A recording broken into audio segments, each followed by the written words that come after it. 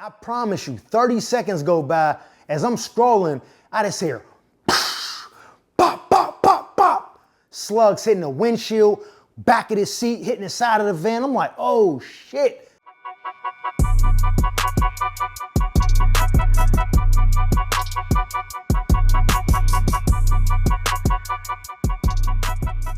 Ladies and gentlemen, welcome back to another episode of the Chronicles of Mike Murphy. I am your host, the one and only comedian Mike Murphy. Hey, before we go any further though, I need y'all to do me a favor. If you're not already subscribed to the channel, stop what you're doing, hit the subscribe button, like the video, leave a comment. Matter of fact, tell a friend to tell a friend, because any way that you can help contribute to growing the audience on this channel, I greatly appreciate it. As I said it before, I'll say it again. Without you, there is no me, and so for that, I am forever thankful. Today is Monday. I hope you guys had an amazing weekend, had a couple drinks, sat back, enjoyed yourself, relaxed, recharged. Now you coming into Monday with a positive mindset to tackle the week, conquer the week, you know what I'm saying? Good vibes only. Then come Friday, I'm gonna be dropping another episode. You could tap into that. But no further ado, let's get into the episode. So today's episode takes place in Pittsburgh, Pennsylvania in December of 2008. So I get this job in August of 2008 working for the CIS program, Community Intensive Supervision Program. Now, let me just give you a little rundown. This program is a part of Allegheny County's Juvenile probation. So every kid in this program has a house arrest bracelet on. They didn't committed a crime and they either serving their time through this 6-month sentence or they got sent away to a placement and they come in here for 3 months to do aftercare so they can get reacclimated back into the community. Now, they come to this program 7 days a week. The only time they offer the program is when it's a federal holiday. Otherwise, they come about 3 o'clock to 9 o'clock at night, and then they go home and be on house arrest, right? Now, in the program, you dealing with some knucklehead kids. Some of them kids then pilt something. They be selling the blow, the rock, whatever you want to call it. They hustling. They doing a lot of stuff. You know what I'm saying? The crimes, there's a wide range. I used to be in this program when I was a kid. So when I came home from the military, I'm like, yo, I want to give back to these kids and show them I'm the success story. So I get hired pretty much based off of that. They see that I'm doing well, military, all that, hero, whatever you want to call it. But they also like, yo, he's a product of this program. He could come back and show these kids what it is. Now, this program was created, I think in like 90 or 91 or whatever, right? And there was 5 centers in various neighborhoods across the city. Now, the original template for this program was they would hire counselors from the community that the center was in. So those counselors could build a rapport with those kids and their family. There's a better chance of you having greater results dealing with parents that you personally know or are familiar with from the community. So that's why it was pretty good in the beginning, you know what I'm saying, in the foundation of it. They kind of strayed away from that, you know what I mean, that practice as the time went on. So when I get hired, I'm thinking, I'm from Garfield, they gonna put me in Garfield. I get there, nah, they put me in Homewood. So let's step out of the story for a second. My neighborhood from the early 90s to like 95 was a blood neighborhood. Now, we don't really have gangs like that in Pittsburgh, especially not the way they do it in New York or especially not LA. It never was like that, but there was a small period of time where we was banging. My neighborhood is a blood neighborhood. I'm thinking they gonna put me in this same neighborhood with all these kids that I know and their parents. They put me in Homewood. Homewood is a Crip neighborhood. So this is oil and water, you know what I'm saying? This ain't gonna mesh well.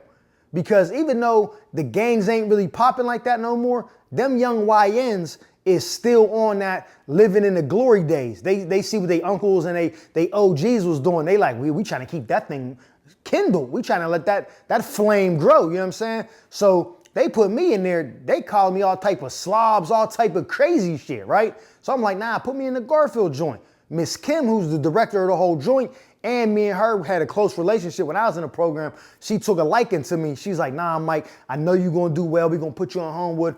Yeah, da-da-da. I'm like, all right, cool, whatever. So I get to the program in August, right? I'm on my training. We take these rowdy-ass ghetto kids from the hood to a play at a theater called the Kelly Strayhorn Theater in East Liberty. Now, East Liberty is the neighborhood that connects my hood and that hood. Homewood and Garfield, East Liberty's in the middle. So that's like a neutral zone, right? We take these kids to the play. Soon as we pull up, I'm in there with another staff member named Mr. Bill. Bill looked like Bill Russell, dead ass. This is not even a coincidence. They looked alike, right? OG black dude, gray beard, you know what I'm saying? We walk into the theater or whatever. Now, they ain't had no concession stand set up. All they got is a little wicker basket on top of the, the counter with snacks laid out. They kind of running on like the honor system. Soon as we go in there, these kids must have pocketed the cheese, tucked it away, and then faded off. So the lady come up to us like, hey, I don't want to accuse anybody, but we had some money in the basket. It's gone now. It was there before you guys came in. Mr. Bill like, don't worry, I'm going to deal with it. I'm like, oh shit, Bill about to go in there and press the youth. You know what I'm saying? So we take the kids into the restroom. Bill's like, anybody got the money? They're like, nah, we ain't got the money. They talking to Bill crazy. I'm thinking Bill gonna be on some thorough shit. Bill getting sunned in there. I'm like, all right, hold on, bro. There was one kid in there, I think his name was Mike. He is damn near had a bald head, black, stocky dude. He looked like one of the characters off Mike Tyson Punch-Out, right? He is solid, looked like a grown man. I could tell he took the money. I don't know what it is, like, I don't remember now, but in the moment I remember being like, yo, bro, you got the money? He like, nah, bro, no, I ain't got that. I'm like, yo, give him the money. Like, come on, man, stop playing. We ain't doing this, da-da-da. Meanwhile, Mr. Bill about to just peel out the bread out of his own pocket and just replenish the, the petty cash or whatever. I'm like, nah, hold on, Bill. I'm like, yo, I know you got the money. As I'm talking to homie, another young boy, I ain't gonna say his name, we'll just call him T. T like, yo, fuck out of here, nigga. He said he ain't got the money, nigga. Fuck is you talking about? Yada, yada, yada. I'm like, oh, hold on, time out, big dog. Now let's get out the story one more time real quick. Here's the problem. As I'm working this job, I'm like 23, 24. These kids is 17, 18, so there's not really a big age gap. So they not really my peers, but they talking to me and I'm thinking like, yo, I'll deal with you like I would deal with a nigga on the street. And I'm just coming home from the war. Like I didn't really have the emotional maturity to be working that position at the time I thought I did. Because in the military, ain't no negotiating. Hey, private, do this. Yes, sergeant, and they execute. When you work in this job, you got to learn the art of negotiation. You kind of got to barter with the kid. Yo, you do this for me, bro. I'm going to hook you up with a snack. You got to do shit like that. And to me, that didn't sit well. I'm the adult. I'm the staff. You the kid. You on probation. Do what the fuck I said. So when he talking crazy to me, I'm thinking, yo, you lucky I don't just, yeah, I'll do you like that. Fuck is you talking about, right? So I'm like, yo, watch your mouth, motherfucker. Who the fuck is you talking to? I start talking crazy. Bill not even saying nothing. So all the kids is looking at him like, oh, what I didn't know was homie right there is official in the neighborhood. So everybody look up to him. He like the leader at the program. I don't know this. I'm talking crazy to him. He's like, oh yeah, that's how you feel? Okay, cool, cool, cool. I got an uncle just came home from beating a body or something, or from a body. He said something like that. I said, yo, my man, I'll go in for catching the body if you call your uncle. You and him. I put y'all in matching caskets. Fuck is you talking to? You don't know me, son. I'm talking crazy to young. Super inappropriate conversation. That's not how you supposed to de-escalate the situation, but I'm on go mode. Yeah, what you want to do? So all the kids looking at him like, oh, you getting punked. You really ain't as tough as we thought. So he like, all right, bet I got you. I'm like, yeah, you got me? Let's go outside. Show me how much you got me. He like, it's cool, OG. Yeah, you'll see. I'm like, yeah, I bet I will. Fuck is you talking about? Give him the money. Homie cuz go in his pocket, pull out the money. My bad, bro. It's all good. Harry, I'm sorry, man. Give her the money back. We watch the rest of the play. Ends all, you know what I'm saying? All's well, ends well. We leave. Fast forward a couple months. Now, in the meantime, I'm gonna give it a buck. I never really had an issue with homie like that. Like, we said our words. Nothing else came of it. Fast forward a couple months. One of they homies from the hood, a little bit older than them, they looking at him like the OG. He gets smoked. And it was messed up because it was mistaken identity. They was looking for somebody else, thought it was him. Clip son, he out of there. Excuse me, he out of there, right? So now they all in their feelings because that was their boy. The day of the wake comes around, they put in permission slips to the PO so she could give them like an hour window to go to the funeral home to pay their respects. She vetoing all that shit, kicking back the paperwork. Nah, y'all not going. Now, in the moment, I didn't know why she didn't want them to go to the funeral, wasn't sure. And again, this is me coming in from a skewed perspective, only seeing it from one way. I was their age once. Matter of fact, when I was their age, I lost some niggas from my hood. And I knew how it felt to not be able to go to the wake or the funeral or whatever. So when I go to do the pickups for the kids in the van, they get in the van. The first 3 dudes I picked up, that was they mans. They in there like frustrated, punching the back of the seat. Yo, what's up with y'all? Nah, man, Miss Lisa wouldn't let us go. I'm like, all right, check it out, bro. I'll make y'all a deal. They're like, what's that? I'm gonna drop y'all off at the funeral home. Let y'all go in there, pay y'all respects, you know, this, that, and the third or whatever. While y'all in there, I'm gonna spin the block, go pick up the rest of the kids. That should take me about 45 minutes to an hour. Once I get all them, I'm gonna slide back through, hit the horn, y'all pull back up, get in the van. They're like, yo, you'll really do that? I'm like, yo, I'm official like that. You know what I'm saying? Don't tell nobody what I did for y'all, or I'm denying it and I'm saying y'all jumped out the van. I'm snitching. And if y'all do anything inappropriate, if y'all do anything that could come back onto me, I'm snitching and saying y'all jumped out the van. I had no knowledge of this and they not gonna believe you. I'm telling on you, I'm telling you right now. So go in there, behave, pay your respects, come out when the van pull up. Yo, appreciate you, bro. Drop them off, they go pay their respects. I go pick up the kids, boom. They get in the van, teary-eyed, it's all good, bro. Take a minute, get yourselves together. This is between us. Cool. Go back to the center. So now I'm thinking, oh, the homies fuck with me now. They see I'm official. We straight. Everything is Gucci now. Boom. So the homie T, he gets out the program. He completes the program or whatever. It's all good. Now it's December. The one staff, we just gonna call him K. K says, yo, bro, need you to go do the pickups. Pick up so-and-so first. We gonna say that kid's name is Jeff. Yo, pick up Jeff first. All right, K. I'll leave the center, go to the projects in Homewood and pick up pick up Jeff. But here's the problem. In that program, when you go pick up the kids house to house, as soon as you pull up to their house, you just hit the horn a couple times and they come out. You don't ring their doorbell. You don't call them on the phone. You hit their horn a couple times, wait 2-3 minutes. If they don't come out, there's a consequence for that. So they know to be ready. You know what time you get picked up, be ready. Here's the problem. When you go to pick up the house, this house in these projects where Jeff live at, you gotta call because there's so many units, the back house, the side, the cribs on the back can't hear the van. So you gotta call them, yo, come on out. Now, here, T and Jeff live in the same projects. T got out the program. Just in case y'all not tracking, T is the one who I talked to crazy in the beginning of the story, but also who I let go to the wake. So T graduated the program already. He's a free man. You know what I'm saying? I'm picking up Jeff. I call him, yo, I'm outside, bro. Van ready. Oh, yeah, who's all with you? Come on, bro. It's just me, man. You know you the first pickup. Hurry up. All right, Mr. Mike, I'm on my way. Bet. I hang up. I go right on my phone. I'm scrolling the internet or whatever, Facebook, whatever it was. Can't remember now. Boom, boom, boom. And when I say the van, imagine like those big white vans with the seats in them. Like, you know what I'm saying? It's like one of them joints, but I believe them vans was gray or gold at the time or whatever. I think he had gold. So I'm in front of the building. Like 2-3 minutes go by, Jeff still ain't came out yet. So I pick up the phone again. Yo, bro, what you doing? Oh, my bad, I'm putting my shoes on right now. I'm coming right out. I couldn't find my shoe, whatever he said to me. I'm like, all right, man, hurry up. Click, hang up. Now, the phone I'm talking to him on is the work phone, not my personal joint. So I hang up, set it down, back to scrolling or whatever. I promise you, 30 seconds go by. As I'm scrolling, I just hear pop, pop, pop, pop. Slugs hitting the windshield, back of the seat, hitting the side of the van. I'm like, oh shit. Now my brain is so trained on warfare. I only been home from Iraq for 2 years. Been out the army for a year and some change, right? My mind is still very PTSD-ish. I respond to that shit like I got the blicky on me.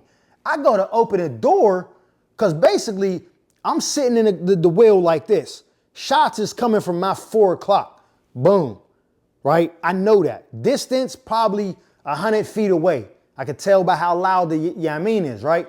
So I'm thinking I'm gonna get out the van, use it as a a barrier, go to the back of the van and fire on the building where it's coming from. But as I'm opening the door, I realize, bro, you at work. You got zero toast on you. Get the fuck out of there. You're not safe. I'm like, oh shit. Grab the lever, yank it down, floor that shit. It just goes, woo, RPMs go up, joint don't move. But I feel the shit drifting back, it's in neutral. I ain't pull it all the way down. You yank it one more gear, slam on it, that joint take off up the hill, they let off a few more shots. Pop, pop, pop. Hit the, psh, more window breaking. I skirt out. I jump on the walkie, yo, shots fired, just took 12 shots, 40 cal, I believe, coming from, I'm giving him distance, direction and shit, giving him a straight sit rep. Basically, that's called a situation report.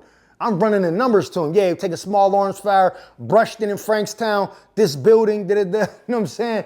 They're like, oh shit, come back to the center. I'm like, bet. So I take the long way back to the center because I'm not coming back down into the danger zone, you know what I'm saying? So I spin back around. By the time I get back to the center, it's probably maybe like 6-7 minutes later. By the time I get there, the dude who called that I talked to on the phone, Nate Allman, he was the school liaison. So he worked at 9 to 5, we worked at 3 to 11. So we only working with Nate for like 2 hours out the day before he take off.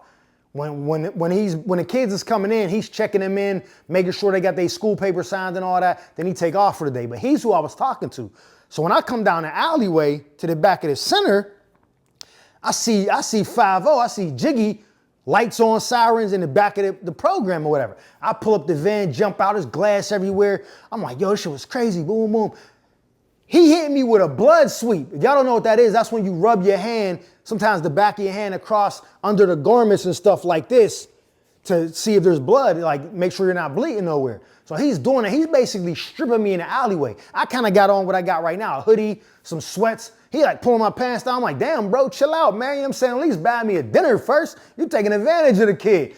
And it was cold outside. I told you it was December. So I'm in there freezing. You know what I'm saying? The meat ain't got the print like it should because of the chilliness. Pause, but I'm just like, yo, this ain't really, the POs is shorty. I'm like, yo, you ain't got me in the best light. Why don't you give me a second? You know what I mean? Let me warm him up. Nah. But anyways, he's checking me. Boom, boom, you good? I'm like, yeah. He's like, what happened? The cop is like, sir, what's going on? I'm like, 12 shots, 40 cal, most likely. It's coming from this building. He's like, all right, slow down, slow down, slow down. It might not have been 12 shots and you don't know what caliber it was. How could you know that? I was like, yes, it was 12 shots. I counted, and I'm telling you, it was probably a 40 cal. It's definitely not a 45, and it wasn't a 9. It's probably a 40 cal. They're like, how do you know? I said, because I'm trained at this. When we take fire in Iraq, you got to say, yo, small arms fire, distance, direction, this is what it is. I got to know what that was. And I know the difference between what a 45 sound like drumline, that shit is bang. I'm like, and a 9 is pow. 40 is in the middle. I'm like, it's a 40 cal. They're like, okay. So they start looking in the van and shit. They count 12 holes, even get some 40 cal slugs out. Comes back when they do it. Yeah, it's definitely a 40 cal. He knew what he was talking about. And we found either 12 like bullets or holes to match up. They're like, it was 12 shots from what we could tell. They're like, oh shit, cool. So we go back in the program. I'm like, yo, this shit crazy or whatever. So as we start talking, we realized this ain't even the first time the van got shot while I was driving. I was training a dude one time and we was on the same street, Brushton, but just a different block.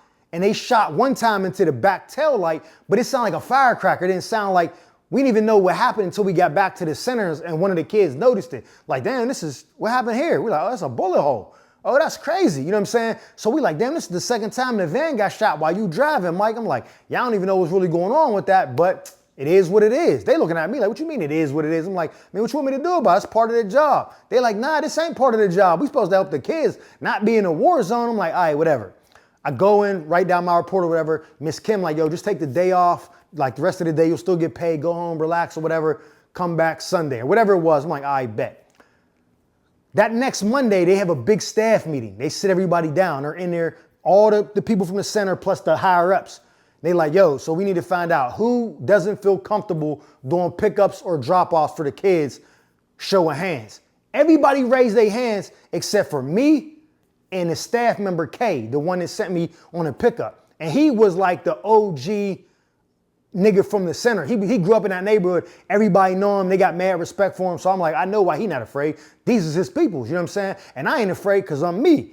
So they're like, hold on. So you telling me that you the only one that been getting shot at and you the only one that's not afraid to do the pickups or drop-offs? I'm like, you think I'm letting some kids run me up out of here? We got a job to do.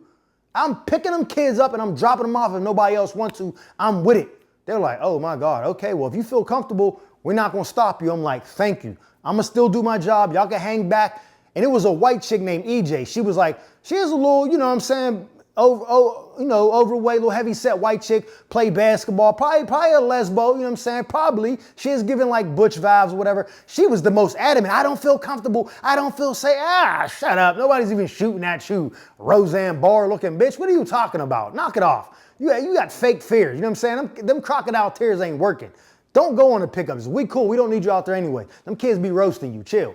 So now I'm the only one doing pickups and drop-offs. I don't care. Everything is still going smooth.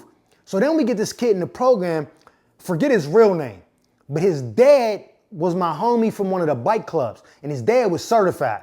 I got into a crazy rumble. His dad was the first one there banging with me, and he not even from my club. So me and his dad we was tight. So when his son comes to the program, I'm like, yo, I know your dad, ask him about me. So the young bull go home, his dad like, oh yeah, don't give him no problem. That's my man, 100 grand. Show him respect. So dude come back to the program the next day. Oh man, my dad told me about you. You good with me. I'm about to get arrested, these staff members. Hell though. I'm like, this boy, wow. And little caveat, he was like 13 at the time.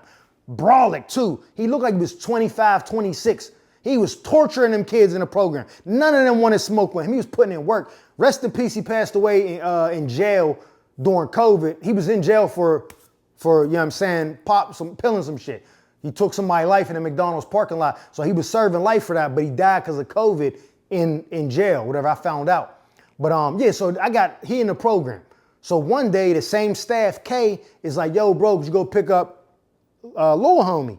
He's just got off, the school bus. So all the kids is already at the center. I got to go back out and pick up this kid because he got home late. I'm like, yeah, I got you. So I drive past them same projects where they shot at me, boom.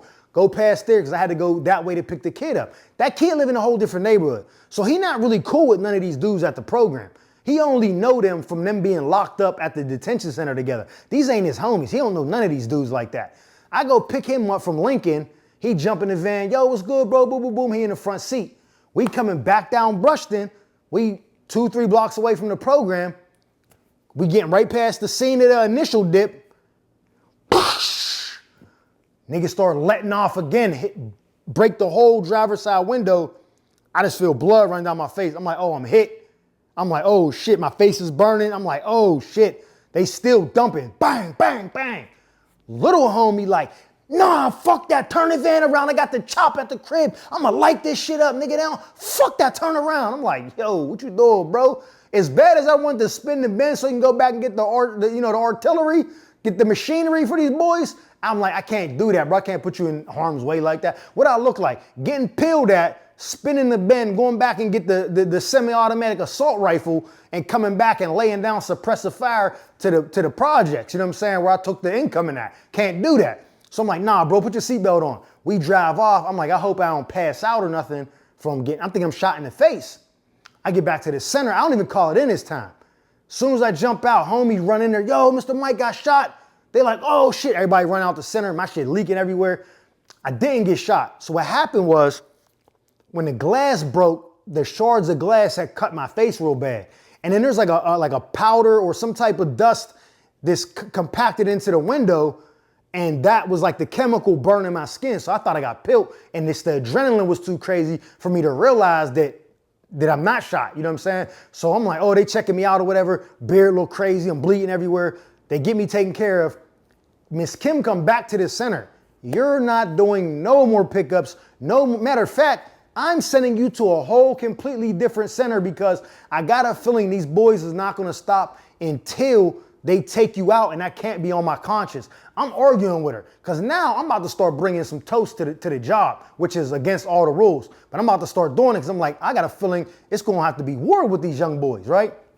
So she moved me to a whole nother center.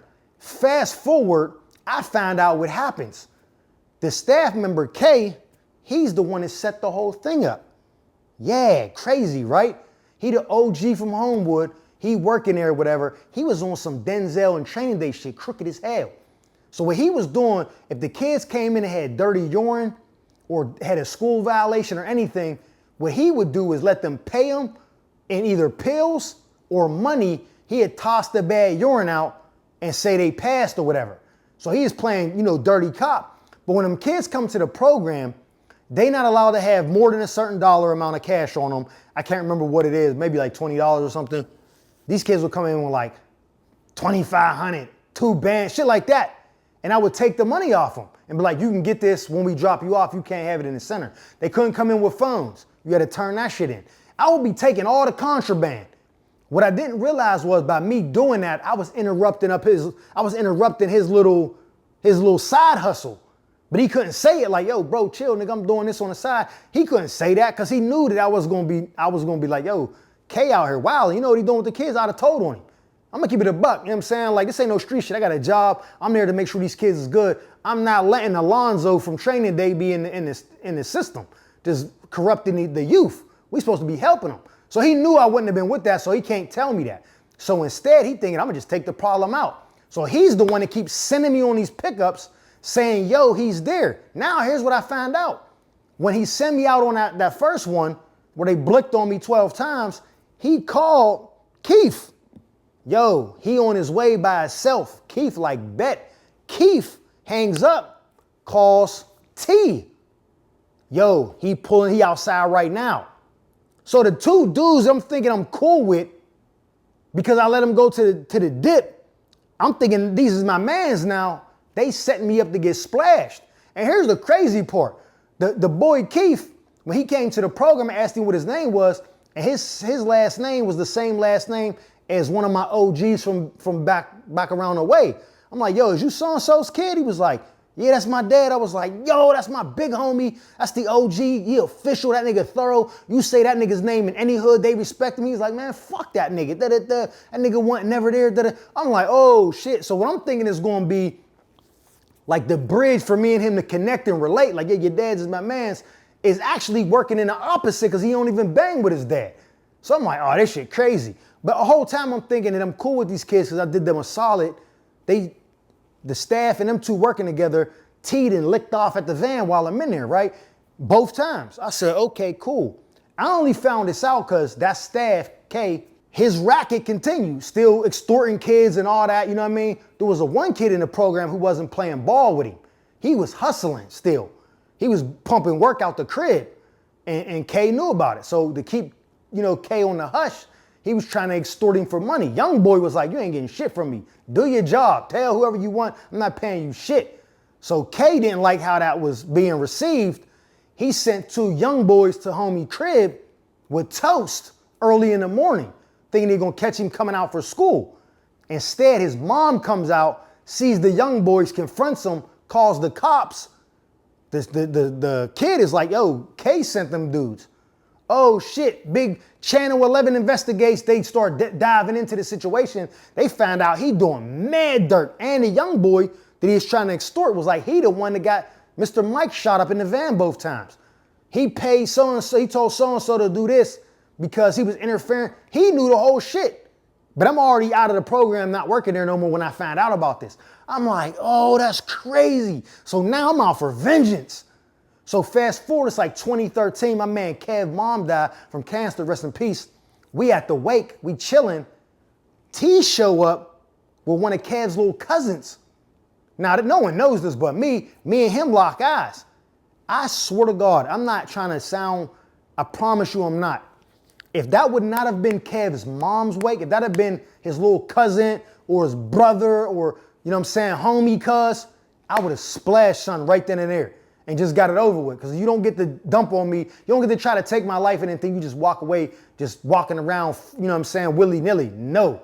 But out of respect for Kev's mom, that couldn't violate. So I gave him the look. He gave me the look. I bet. So then fast forward some even further, the homie Keith, he messing with some girl. I don't know the girl, whatever. Me and my wifey, we trick or treating in our white suburban community. She's like, yo, I'm bringing my cousin. they gonna trick or treat with us. We like, oh, bet. Shorty pop out her cousin with Keith. Now homie know where I live. I'm in the big crib too. I'm like, oh shit, son can't know where I live at, where I lay the head. So I walk down, he's like, oh, what's up, Mr. Mike? How you feeling, bro? Now he's an adult now. He's still calling me Mr. Mike. I'm like, what's good with you, man? How you, da-da-da? I'm acting like I don't know he was behind that. I'm playing that off. Damn, man, I'm glad to see you doing good, bro. Man, how you been? You good? Yeah, I got a baby now. Oh, that's love, bro, man. God, I'm pretty proud of you. I'm playing it like that because I'm like, he got the drop now. I know where I lay the noodle. Can't have that. So that was that. Fast forward even further, I see the staff member pulling into a Walgreens by my crib one day. I'm about to pull the shiesty down, spin back, and clip him in the lot. And then I really had to pull over and ask myself, like, yo, bro, is any of these niggas worth it? Because you're going to be on cam. You're going to be on 4K CCTV. They going to have your plate, all that. You're going right up the creek as soon as you do that. Is it worth it? This nigga's life ain't going well. Young boy ain't doing well. Like, is this worth it to you? You got a lot of shit going for you? I was like, you know what? You right, man. Karma will get him. His daughter passes away shortly after that. Now, I'm not cheering on nobody. You know, the daughter ain't nothing to do with it. That's unfortunate. But he got to live with that. You know what I'm saying? So karma got him some way or another. Then the boy Keith that I told you knew where I lived at, rest in peace, he ends up taking out his BM, her friend, and I believe another kid. They got on some beef shit like New Year's, broke into the crib, laid everything down. It was only one kid that survived. And then that kid told, you know, they went through the phones and all that. He in jail now. I don't know if he got sentenced, but he's definitely going away forever. You know, he's never getting out. But all their lives is ruined after that. I seen T got locked up again after that. It was just crazy, man. But they really tried to take me out 3 different times, all because I was holding them accountable. Sort of acting like females, if you know what I mean. You know what I'm saying? You present a little bit of accountability. It's, oh, what are you doing? You hate women. You're misogynistic. That's a whole nother story. But anyways, yeah, man, they tried to take your boy out. I survived 1 shot, then 12 shots, then I think 5 shots. You know what I'm saying? It seemed like God had my back because I promised, I forgot to mention this in the story. But if I'm sitting in the van like this, right, there was bullets, holes in the back headrest, in the steering wheel, like where the horn is at. You know, the piece, the seatbelt buckle thing where it connects to the roof, that was shot up. A bullet in the radio, a bullet hit the front windshield, like the piece of plastic that comes down, that pillar, a bullet hit that, bullet hit like the speedometer, the bullet hit the back of the armrest and like the back butt part of the seat. Basically, it was like they just traced around me with the slugs and none of them hit me. Divine intervention, you know what I'm saying? So it's like I knew I had a higher calling than just doing this. And that's why I'm still here today. I thank God for that because it could have been way worse. And then the time when I came down the hill, just shattered glass, you know what I'm saying? Me or young boy ain't get hit. It's just like, sometimes you got to wonder why God got you here, but I try to cherish every day and make the most of it because you never know if tomorrow going to come or not. And we ain't owed none of that. You know what I'm saying? The only thing promised when you're born is that you're going to die. So make the most of it, man. That concludes this episode of the Chronicles of Mike Murphy. I hope you enjoyed it. Again, man, get through the week. I will see you guys Friday. Again, if you haven't subscribed to the channel, please do so. Like, share, comment, tell a friend and tell a friend. Any way that you can help contribute to growing the audience on my channel, I greatly appreciate it. I said it before, I'll say it again. Without you, there is no me. For that, I am forever thankful. Until next episode, y'all be safe.